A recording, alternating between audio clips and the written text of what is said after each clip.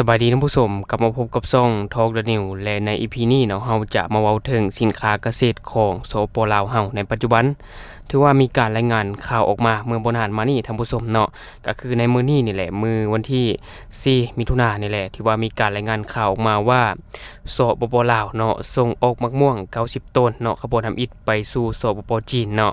อันนี้ก็เป็นข่าวดีข้อทำอิฐและก็ยังมีข้อดีต่อมาก็คือว่าลาวได้ลงนามการค้ากับจีนสำเร็จแล้วใน35รายการแต่ว่าบ่มีการแบบเปิดเผยข้อมูลออกมาอย่างละเอียดว่ามีรายการหยังแดท่านผู้ชมและข้อดีข้อต่อมาก็คือว่าลาวได้ลงไปสุกยู่กลุ่มผลิตมักเพชรอยู่บ้านห้วยแห่เมืองสุขุมาเนาะเพื่อส่งออกท่านผู้ชมซึ่งบัดนี้เนาะอันนี้เป็นข่าวดี3ข่าวที่ว่าเราจะมาอบรมกันในมื้อนี้และบัดนี้เราจะเบิ่งสินค้าเกษตรหลักที่ว่าลาวส่งออกว่าจะมีสินค้าหยังแดเนาะแล้วก็จะมาเบิ่งแนวโน้มแล้วก็ศักยภาพที่ว่าลาวมีแล้วก็จะมาเบิ่งอุปสรรคหรือว่าความท้าทายที่ว่าลาวต้องเผชิญเนาะก่อนอื่นเฮามาทำความรู้จักกับสินค้าเกษตรหลักที่ว่าลาวส่งออกเนาะว่าจะมีสินค้าหยังแดท่านผู้ชมก็คือว่าสินค้าเกษตรที่ว่าส่งออกหนึ่งเลยก็จะเป็นข้าวเหนียวหรือว่าข้าวสารนั่นแหละท่านผู้ชมเนาะซึ่งว่าสินค้าหลักของลาวก็คือว่าโดยเฉพาะแม่นข้าวเหนียวที่ได้รับความนิยมในการบริโภคในภูมิภาคท่านผู้ชมอย่างเช่นที่ว่าส่งออกไปก็จะมีไทยแล้วก็เวียดนามแล้วก็จีนและสินค้าเกษตรต่อมาที่ว่าส่งออกไปก็คือว่ากาแฟส่วนใหญ่เนาะจะผลิตในแขวงจำปาสักโดยเฉพาะแม่นกาแฟปากซองที่มีชื่อเสียงในด้านคุณภาพซึ่งสินค้าพวกนี้เนาะก็ปลายทางแล้วมันจะส่งไปในยุโรปแล้วก็เกาหลีใต้ญี่ปุ่นแล้วก็จีนและสินค้าเกษตรต่อมาจะเป็นมันสำปะหลังหรือว่ามันต้นนั่นแหละในภาษาลาวเฮาเนาะก็คือว่าจะเป็นการส่งออกเป็นวัตถุดิบเนาะในอุตสาหกรรมอาหารสัตว์และเอทานอลเนาะส่วนหลายจะส่งไปจีนและก็ไทยสำหรับมันต้นหรือว่ามันสำปะหลังและต่อมาก็จะเป็นข้าวโพดเนาะข้าวโพดนี่ถือว่าปลูกในพื้นที่สูงและใช้เป็นอาหารสัตว์และปลายทางที่ส่งไปก็จะเป็นจีนแล้วก็เวียดนามและสินค้าเกษตรต่อมาก็จะเป็นยางพาราท่านผู้ชมยางพารานี่ส่วนหลายจะขยายในพื้นที่เพาะปลูกเนาะหลายขึ้นในช่วงหลายปีที่ผ่านมาอย่างเช่นในสปปลาวอยู่ในภาคเหนือว่าซี่ซะเนาะที่ว่ามีการปลูกยางพารานี่นะอยู่ในภาคเหนือนี่ถือว่าหลายอยู่ท่านผู้ชมและปลายทางในการส่งออกก็จะเป็นจีนแล้วก็เวียดนามและสินค้าเกษตรต่อมาจะเป็นผลไม้หรือว่ามักไม้เนาะเช่นกล้วยแตงโม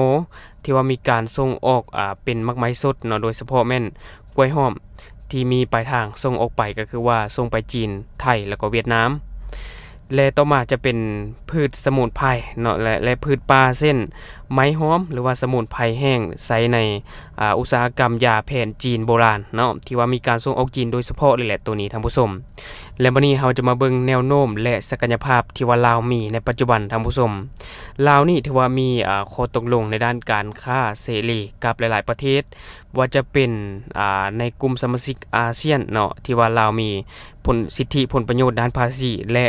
โครงสร้างพื้นฐานเนาะโครงสร้างพื้นฐานด้านขนส่งโดยเฉพาะก็แม่นรถไฟลาวจีนที่ว่าได้ส่งผลให้ต้นทุนในการขนส่งต่ำและสามารถเข้าถึงตลาดจีนได้ง่ายขึ้นและอีกอย่างเนาะก็ยังมีความพยายามของภาครัฐในการส่งเสริมการเกษตรอินทรีย์และในการรับรองมาตรฐาน GAP เพื่อตอบสนองความต้องการของตลาดโลกอันนี้จะเป็นแนวโน้มเนาะแนวโน้มหรือว่าศักยภาพที่ว่าลาวมีซึ่งหลังจากที่เฮาเบิ่งแนวโน้มหรือว่าศักยภาพที่ลาวมีไปแล้วแน่นอนมันก็ต้องมีอุปสรรคที่ว่าลาวต้องเผชิญท่านผู้ชมซึ่งว่าอุปสรรคที่ลาวต้องเผชิญก็คือว่าลาวนี่ยังขาดแคลนเทคโนโลยีทางด้านการเกษตรที่ทันสมัยและระบบเก็บเกี่ยวแปรรูปเนาะอันนี้คือว่าลาวยังบ่มีเทคโนโลยีที่ว่าทันสมัยเทื่อในปัจจุบันท่านผู้ชมแต่ว่าในอนาคตก็อาจจะมีการพัฒนาไปในทิศทางที่ดีขึ้นและต่อมาก็จะเป็นปัญหาทางด้านมาตรฐานความปลอดภัยด้านอาหารเนาะเพราะว่ามาตรฐานของลาวนี่ยังถือว่าจังได๋ยังบ่ดีพอที่จะก้าวไปสู่ตลาดนานาชาติหรือว่าตลาดสากลได้แบบเต็ม 100% ท่านผู้ชมและต่อมาก็ยังมีความท้าทายหรือว่าลาวที่ยังต้องเผชิญกับอุปสรรคระบบโลจิสติกเนาะที่ว่ายังบ่สมบูรณ์โดยเฉพาะก็แม่นพื้นที่ห่างไกลซอกลีกที่ว่ายังมีการลำเลียงขนส่งยังยากอยู่ท่านผู้ชมเนื่องจากถนนหนทางยังบ่สะดวกสบายเทื่อ และที่ผ่านไปก็คือรายการสินค้าหลักและการแนวโน้มศักยภาพของลาวและก็อุปสรรคที่เราต้องเผชิญเนาะที่ว่าเราได้นำเสนอออกไปอันนี้ก็จะเป็นคร่าวๆท่านผู้ชมและบัดนี้เรามาเบิ่งข่าวดีที่ว่าเราได้กล่าวไปข้างต้นเนาะว่า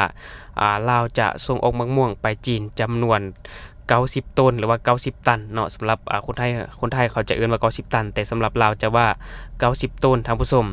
ซึ่งข่าวตัวนี้ได้ออกมาในวันที่4มิถุนายนเนาะซึ่งเพจโทรโค้งที่ว่าเขาจะได้โพสต์ออกมาเนาะซึ่งเขาจะได้เขียนเอาไว้แล้วนี่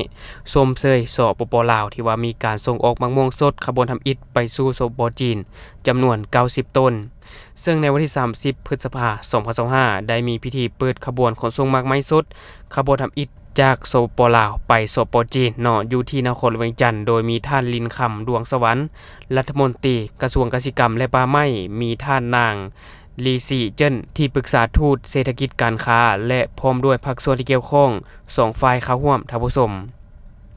โดยมีท่านบุญจันทร์กรมบุญญาสิทธิ์หัวหน้ากรมปลูกฝังและรายงานสภาพการจัดตั้งปฏิบัติกำหนดเงื่อนไขด้านสุขอนามัยเพื่อเกี่ยมส่งออกมะม่วงไปจีนโดยท่านได้ว่าท่านผู้ชมปัจจุบันเนาะพวมสุกยู่การผลิตและปรับปรุงสินค้าที่มีท่าแห้งและตลาดรองรับโดยสุ่มไส้สุกยู่ส่งเสริมการผลิตกสิกรรมเพื่อทดแทนการนำเข้าทั้งเพื่อลดพรการไหลออกของเงินตราไปต่างประเทศและสุ่มไส้สุกยู่ส่งเสริมการผลิตกสิกรรมติดพันกับการปรุงแต่งสินค้าเพื่อส่งออกทางผู้ชมเนาะสำหรับการส่งออกมะม่วงครั้งนี้มีมูลค่าทั้งหมด90ต้นหรือว่า90ตันทางผู้ชมโดยมีรถ3คันเนาะคาดว่าปีนี้จะส่งมะม่วงไปจีนทั้งหมดให้ได้ประมาณ 1,500 ต้นเนาะอันนี้คือเป้าหมายในปี2025เนาะท่านผู้ชมและนี่จะเป็นข่าวดีข้อทำอิฐเนาะและบัดนี้เรามาเบิ่งข่าวดีข้อต่อมาที่ว่ารัฐบาลเนาะหรือว่าภาครัฐนี่นะได้มีการลงไปสุกยู่ส่งเสริมกลุ่มผลิตมักเพชรอยู่บ้านห้วยแห่เมืองสุขุมมาเพื่อส่งออกโดยเฉพาะเนาะซึ่งว่าข่าวตัวนี้เราจะเอามาจากเพจเศรษฐกิจการค้าเนาะท่านผู้ชมซึ่งว่าในท้ายอาทิตย์ที่ผ่านมาแขนงปลูกฝังแผนกกสิกรรมและป่าไม้แขวงจำปาสักได้ลงติดตามและสุกยู่กลุ่มปลูกมักเพชรอยู่บ้านห้วยแห่เมืองสุขุมมาเพื่อส่งออกไปต่างประเทศโดยจุดประสงค์ก็เพื่อเป็นการสุกยู่ส่งเสริมการผลิตพืชเป็นสินค้าตามทิศกสิกรรมสะอาดและติดพันกับการสร้างเศรษฐกิจให้กับประชาชนเนาะซึ่งแผนกกสิกรรมและป่าไม้ได้ประสานร่วมมือกับกรมปลูกฝังกระทรวงเกษตรกรรมและป่าไม้ได้ลงเผยแพร่และแนะนำเกี่ยวกับการผลิตมักเพชรเป็นสินค้าเนาะตามทิศกสิกรรมสะอาดนับตั้งแต่ปี2021เป็นต้นมาจนมาฮอดปี2023ก็ได้ให้การช่วยเหลือและอำนวยความสะดวกการค้าให้กับผู้ประกอบการที่ว่ามีความต้องการส่งออกพืชผักไปจำหน่ายอยู่ในกลุ่มประเทศ EU เช่นการขึ้นทะเบียนพืชที่มีการผลิตและสถานที่หุ้มห่อและให้การยั่งยืนเป็นผู้ส่งออกพืชผักจากสปปลาวก็คือว่าสุกยู่ให้ผู้ประกอบการเฮ็ดสัญญาส่งเสริมปลูกและเก็บซื้อระหว่างผู้ประกอบการและชาวกสิกรอยู่2เมืองคือเมืองปากซ่องมี3จุด1ก็คือกลุ่มผลิตผักห้วยเศษ12เฮกตาร์2ก็คือบ้านน้ำปดรวม3เฮกตาร์และ3ก็คือบ้านห้วยกอง6เฮกตาร์และเมืองสุขุมมามี1จุดก็คือว่าบ้านแห่ห้วย10เฮกตาร์ซึ่งว่าในปีนี้จะสามารถส่งออกมักเพชรสดที่มีคุณภาพและถูกต้องตามเงื่อนไขการส่งออกไป EU ประมาณ20กว่าต้นท่านผู้ชมหรือว่า20กว่าตันนั่นแหละหรือประมาณอาทิตย์ละ 4-500 กิโลกรัมซึ่งปีหนึ่งเนาะสามารถมีผลผลิตได้38-40 อาทิตย์มันบอกท่านผู้ชมพร้อมเดียวกันนั่นเนาะในทุกๆการส่งออกแต่ละครั้งแผนกกสิกรรมและป่าไม้ได้ลงกวดกาสุดสินค้าทุกครั้งเพื่อรับประกันคุณภาพของสินค้าและลงติดตามพื้นที่การปลูกแต่ละระยะ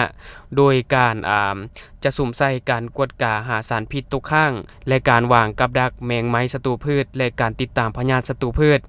จนมาถึงปัจจุบันเห็นว่าสภาพชีวิตการเป็นอยู่ของชาวเกษตรกรผู้ปลูกมักเพชรดีขึ้นกว่าเก่า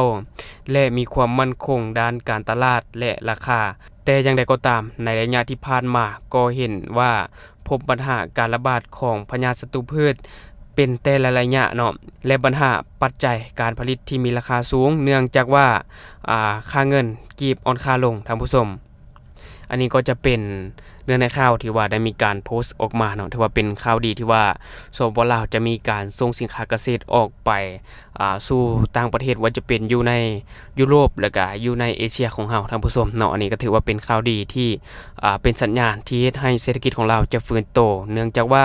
ในปัจจุบันภาครัฐเนาะภาครัฐที่ว่าได้มีการลงไปสุกยู่พ่อแม่ประชาชนหรือว่าชาวเกษตรกรในการปลูกพืชผักอย่างต่างๆเพื่อการส่งออกเนาะก็คือว่าทางภาครัฐก็ได้มีการส่งเสริมอย่างเต็มที่ท่านผู้ชมอันนี้ก็ถือว่าเป็นข่าวดีของสปปลาวเฮานั่นเองเนาะถือว่าในอนาคตก็ถือว่าจะมีการพัฒนาหลายกว่านี้และนี่ก็จะเป็นข้อมูลที่เฮาเก็บมาฝากท่านผู้ชมในมื้อนี้สำหรับท่านผู้ชมคนใดเบิ่งคลิปของเฮามาฮอดปัจจุบันแล้วยังบ่ได้กดติดตามช่องก็อย่าลืมเข้าไปกดติดตามช่องเพื่อเป็นกำลังใจให้ข้าพเจ้าได้ผลิตคลิปดีแบบนี้ออกมาเรื่อยๆเนาะหรือสำหรับท่านผู้ชมคนใดเบิ่งการนำเสนอของเฮาแล้วรู้สึกว่ามันยังบ่คักบ่ใดเนาะก็สามารถฝากไว้ได้ภายใต้คอมเมนต์ของเฮาแล้วเฮาจะเข้าไปอ่านเนาะสำหรับความคิดเห็นตนใดเป็นคำเขียนติเตียนทางช่องก็จะเก็บมาพิจารณาแล้วก็ปรับปรุงและสำหรับความคิดเห็นตัวใดที่ว่ามันเป็นประโยชน์ทางช่องก็จะเก็บเอามาไว้เป็นความรู้เนาะและอย่าลืมท่านผู้ชมกดติดตามช่องเพื่อเป็นกำลังใจให้ข้าพเจ้าขอขอบใจ